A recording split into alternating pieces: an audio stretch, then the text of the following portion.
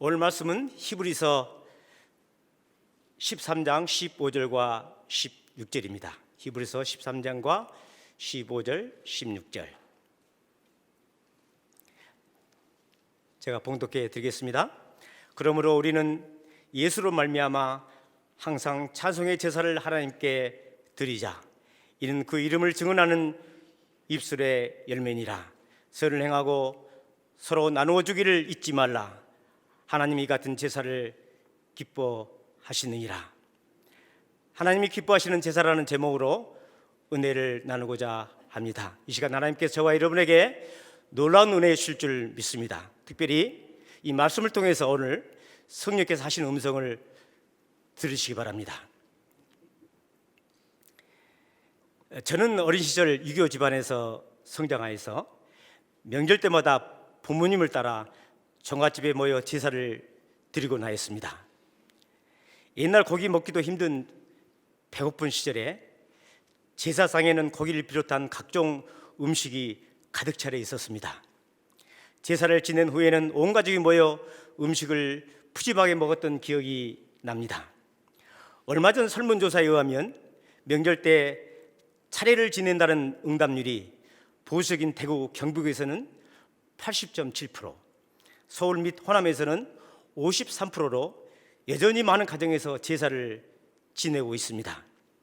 매번 명절 때마다 제사 문화 때문에 젊은 며느리들은 스트레스를 많이 받고 있습니다.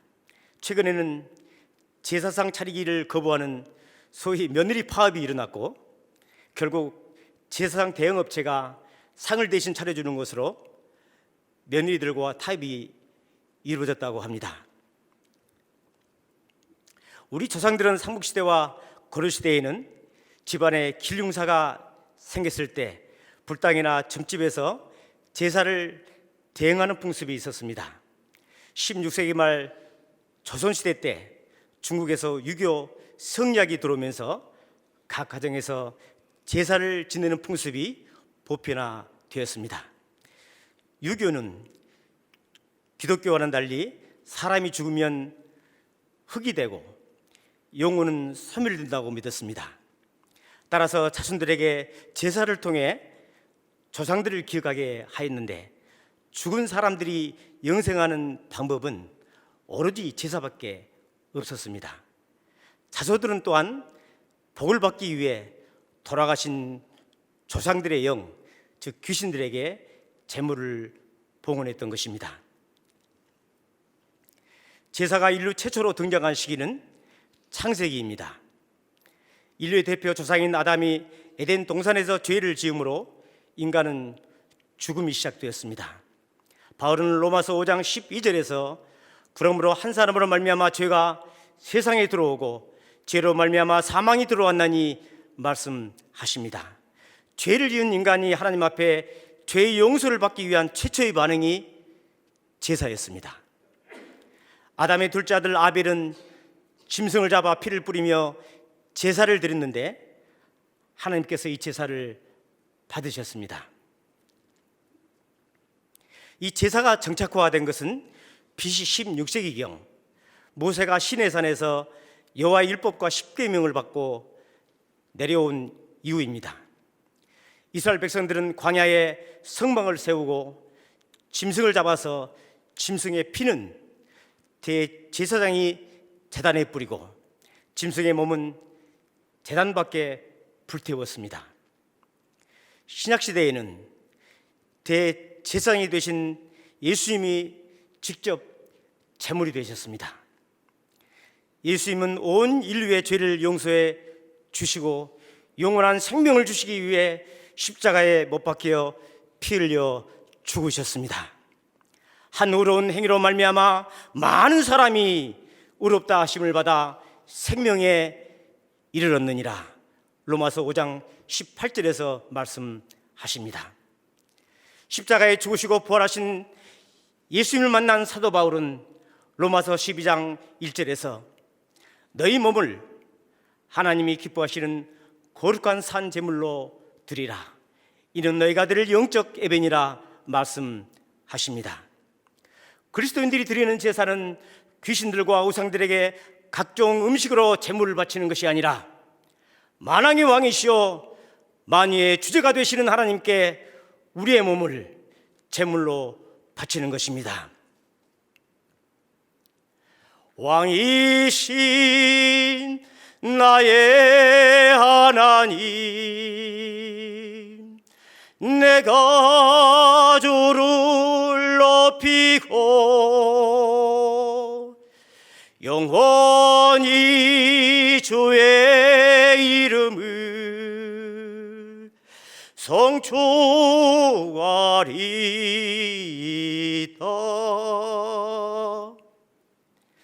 오늘 읽은 히브리서 본문을 통해 하나님께서 기뻐하시는 몸의 제사가 무엇인지 구체적으로 살펴보도록 하겠습니다. 첫째, 찬송의 제사입니다. 본문 13장 15절은 그러므로 우리는 예수로 말미암아 항상 찬송의 제사를 하나님께 드리자, 이는 그 이름을 증언하는 입술의 열매니라 말씀하십니다. 웨스트민스터 서유리문답 제1조는 사람의 주된 목적은 하나님을 영원하게 하고 영원토록 그분을 즐거워하는 것이다 규정하고 있습니다. 인간의 존재의 목적은 하나님을 찬송함에 있습니다. 하나님은 이사야 선지자에게 이사야서 43장 21절에서 이 백성은 내가 나를 위하여 지었나니 나의 찬송을 부르게 하려 함이니 말씀하십니다. 그렇다면 저와 여러분이 하나님을 찬송하는 이유는 무엇일까요? 무엇 때문에 저와 여러분이 하나님을 찬송해야 할까요? 그 이유는 크게 두 가지입니다. 한 가지는 예수님이 천지 만물을 창조하셨기 때문입니다. 사도 요한은 요한복음 1장에서 그가, 즉 예수님이 태초에 하나님과 함께 계셨고 만물이 그로 말미암아, 즉 만물이 예수님으로 말미암아 지은 바 되었으니 말씀하십니다. 삼일째 하나님께서 천지 만물을 창조하신 것입니다. 예수를 믿지 않는 과학자들은 우연히도 이 우주가 수백만 년 전에 빅뱅, 즉 우주의 팽창으로 만들어졌다고 주장합니다. 인간도 사람도 우연히 단세포 생물이 여러 과정을 거쳐 원숭이가 되었고 원숭이가 진화되어 사람이 되었다고 주장합니다. 그러나 성경에서는 창세기 1장 1절에서 태초에 하나님이 천지를 창조하셨느니라 선언하시고 1장 27절에서 하나님이 하나님의 형상대로 사람을 창조하시되 말씀하십니다. 장차 저와 여러분이 가야 할 새하늘과 새 땅에서 일들을 기록한 요한계시록 4장 11절에서 24장로들이 하나님의 보좌 앞에 엎드려 창조주 하나님을 찬양합니다. 우리 주 하나님이시여, 영광과 존귀와 권능을 받으시는 것이 합당하오니 주께서 만물을 지으신지라. 만물이 주의 뜻대로 있었고 또한 지으심을 받았나이다. 할렐루야. 우리가 찬송하는 이유는 첫째, 찬송의 제사입니다. 두 번째로 또 한 가지는 예수님은 우리의 죄를 용서해 주셨기 때문입니다. 죄는 하나님과 인간 사이의 단절을 의미합니다. 죄로 단절된 인간은 세상의 풍조와 공중의 권세 잡은 자들과 사탄 마귀에게 종노릇하게 되었고 허무와 죽음의 공포와 사로잡혀 어둠 속에 방황하며 살게 되었습니다. 하나님은 하나님의 아들 독생자 예수 그리스도를 이 땅에 보내셔서 믿는 자마다 영원한 생명을 주셨습니다.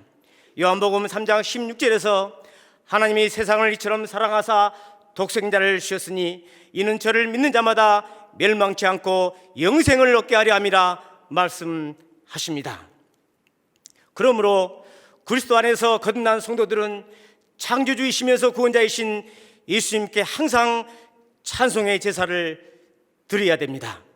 여기서 항상이란 말은 국어사전에서 언제나 변함없이라는 뜻입니다.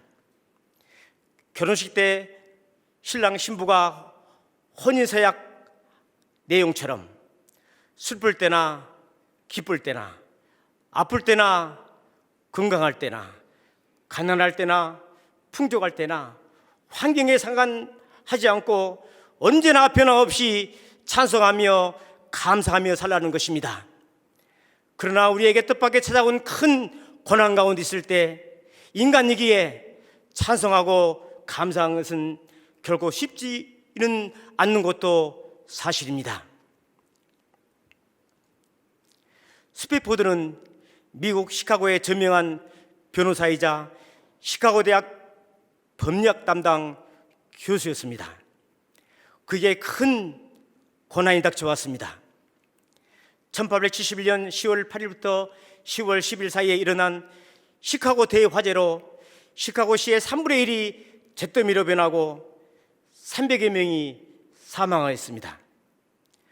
스피포드도 모든 재산을 잃고 아내인 안나의 요양을 위하여 유럽 여행을 떠나기로 하였습니다. 아내와 4명의 딸은 증기 유람선 하브를 타고 프랑스로 먼저 떠났습니다. 그 당시 무디 목사님이 사역하시던 무디 교회도 화재로 불이 탔기 때문에 무디 교회 재정부장이었던 스피포드는 교회 재건을 위해 며칠 후 떠나서 가족과 여행에 합류하기로 하였습니다. 그런데 뜻밖의 사고가 발생했습니다. 1873년 11월 21일 승객 313명을 태운 배가 북대서양을 항해하던 중 11월 23일 새벽 2시 영국 철선 로크인과 정면 충돌하였습니다. 아내와 4명의 딸은 선상에서 살려달라고 간절히 기도하였지만 충돌 12분 만에 바다에 침몰하였습니다. 4명의 딸은 숨졌고 아내는 구명정을 타고 간신히 살아남았습니다. 스피포드는 영국 웨일즈 카디프에서 아내 안나가 보낸 한 통의 전보를 받았습니다. Saved alone. 혼자 살았어. 스피포드는 아내를 만나기 위해 배를 타고 대서양을 항해하다가 아내 방송을 통해 4명의 딸들이 바다에 숨진 침몰 지점을 지나고 있다는 사실을 알게 되었습니다. 스피포드는 사랑하는 딸들을 생각하고 밤새도록 울부짖었습니다. 하나님이여, 제게 어찌하여 이런 큰 시련을 주십니까? 절망하며 탄식하며 한참 동안이나 울며 기도하던 스피포드에게 세상에 알 수 없는 평안이 온몸에 흘러내렸습니다. 아침이 되자 그는 하나님이 주신 영감을 시로 쓰기 시작하였습니다. 내 평생에 가는 길 순탄하여 늘 잔잔한 강 같은지 금풍파로 무섭고 어렵든지 나의 영혼은 늘 편하다. 저 마귀는 우리를 삼키려고 입 벌리고 달려와도 주 예수는 우리의 대장되니 끝내 싸워서 이기리라. 내 영혼 평안해. 내 영혼 평안해.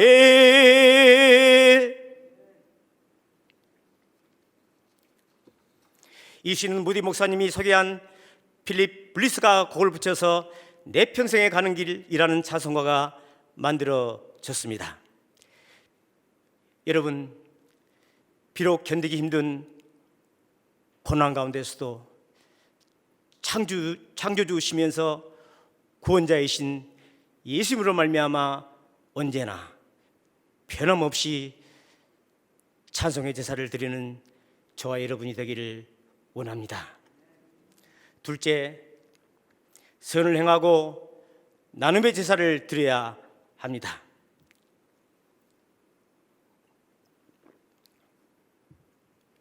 본문 13장 16절은 선을 행하고 서로 나누어 주기를 잊지 말라. 하나님이 이 같은 제사를 기뻐하시느니라 말씀하십니다.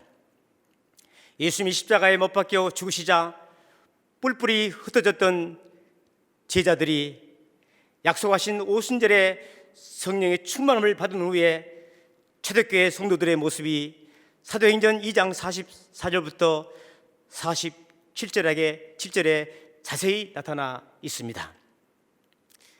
44절, 모든 물건을 함께 사용하고, 45절, 재산과 소유를 팔아 각 사람의 필요에 따라 나누어 주며, 46절, 교회에 모이기를 힘쓰고 기쁜 마음으로 음식을 먹고 교제하며, 47절, 하나님을 찬송하고 또 온 백성에게 칭송을 받으니 날마다 구원받는 사람이 늘어났습니다.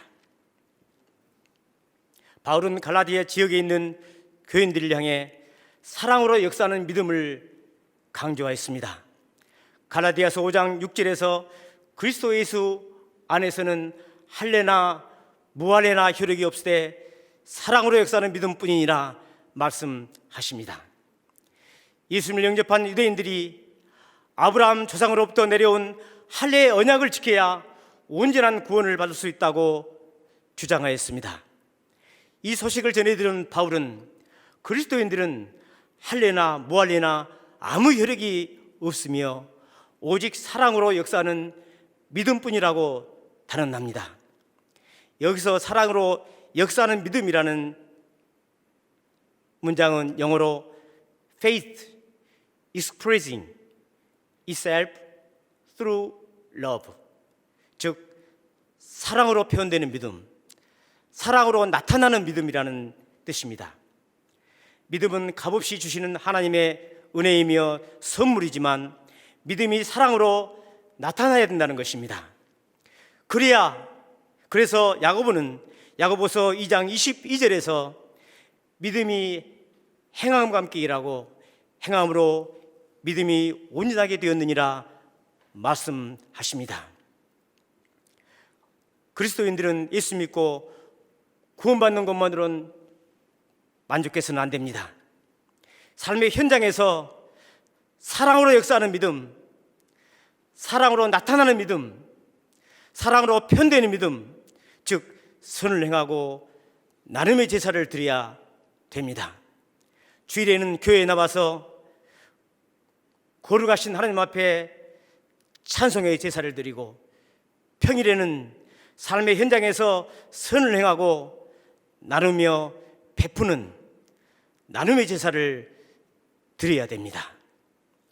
예수님은 마태복음 5장 16절에서 이같이 너희 착한 행실을 보고 하늘에 계신 너희 아버지께 영광을 돌리게 하라 말씀하십니다.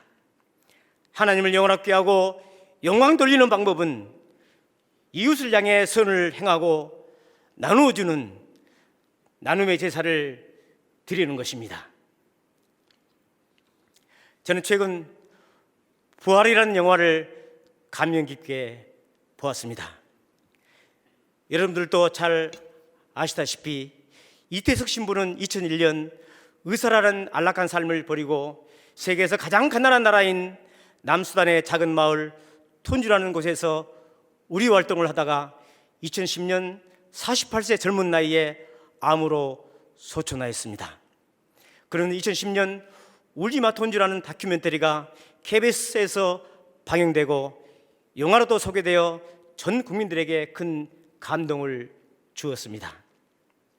최근 이태석 신부가 세운 학교에서 57명의 국립의대생이 배출되었습니다. 톤주 의사들은 진료하기 전 아픈 환자들의 손을 잡고 안부를 물은 후 아픈 것을 치료하고 치료한 후에는 걱정하지 말라고 위로합니다. 이태석 신부가 맨 처음 톤주 마을에 와서 한센병 환자를 치료할 때 피고름 나고 냄새 나는 손을 잡아준 후 치료했던 모습을 본받아 행한 것입니다. 그들은 의사라는 직업을 선택한 동기가 돈벌이가 아니라 이태석 신부처럼 살기 위한 것이라고 한결같이 말했습니다. 불교 신자인 구수한 감독은 환자를 치료하는 톤주 의사들의 모습을 보고 개인 사제 3억을 털어 부활이라는 영화를 제작하였습니다.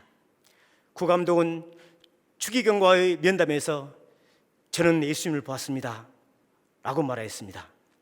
그 이유를 묻자 톤주 마을 주민들이 포탄으로 구멍이 뚫리고 허름한 교회에 들어오기만 하면 얼굴이 환하게 밝아지는 모습을 보았으며 예수는 그들의 소망이요 기쁨이 됨을 알았기 때문이라고 대답하였습니다.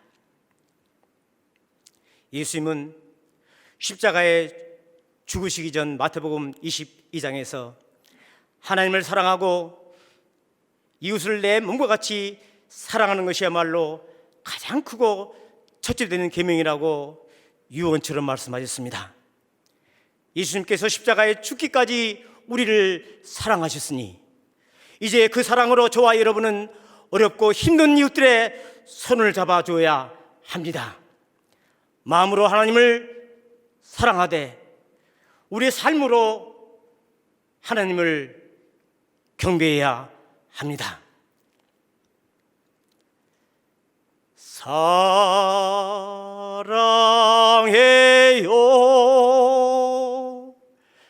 내 마음 드려요 경배해요 내 삶을 드려요 생명 부어 주신 사랑 나를 위한 주님의 사랑 나도 주 위에 모두 드리리 내 삶 모두 부어드리리.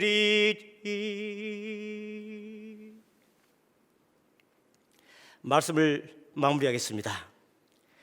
며칠 전에 제가 TV를 보다가 인도에서 소목에 꽃으로 만든 꽃 목걸이를 걸어주고 제사상을 차려 소 앞에 절하는 장면을 보았습니다. 힌두교는 그들이 믿는 신이 약 3, 4억이 된다고 합니다.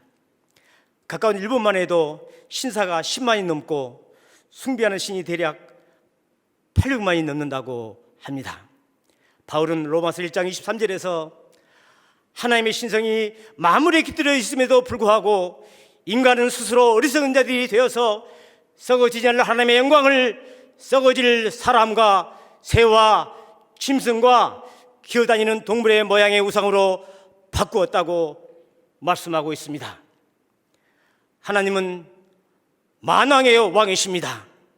시편 기자는 시편 145편에서 왕이신 나의 하나님이여 내가 주를 높이고 영원토록 주의 이름을 송축하리이다 고백합니다. 만왕의 왕이 되신 하나님이 기뻐하시는 제사는 창조주이시며 구원자 되신 하나님께 항상 찬송의 제사를 드리는 것입니다. 뿐만 아니라 이웃을 향해 선을 행하고 나눔을 실천하는 나눔의 제사입니다. 하나님은 하나님이 기뻐하시는 제사를 드리는 자들에게 힘을 주시고 평강의 복을 주시겠다고 성경에서 약속하고 계십니다. 시편 29편 2절과 11절에서 여호와께 그의 이름에 합당한 영광을 돌리며 거룩한 옷을 입고 예배할지어다. 여호와께서 자기 백성에게 힘을 주시며 여호와께서 자기 백성에게 평강의 복을 주시리로다. 할렐루야. 다시 기도하시겠습니다.